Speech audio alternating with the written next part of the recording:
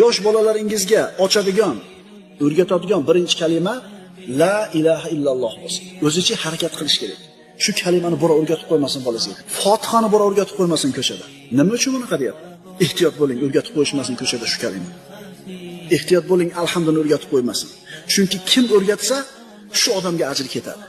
Alhamdulillah kim o'rgatib qo'ydi bolangizga? Kalima toyibani kim o'rgatib qo'ydi?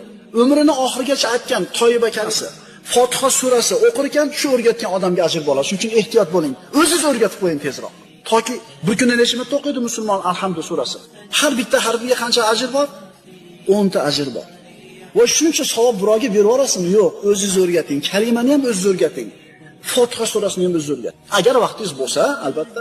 Agar ko'chadan bo'shasangiz, agar televizordan bo'shasangiz, agar kompyuterdan yoki ulpatlardan, samovarlardan mabodo bo'shab qolsangiz, imkon bo'lib qolsa, harakat qilib ko'ring. Bo'lmasam ko'chadan o'rgatib qo'yishadi.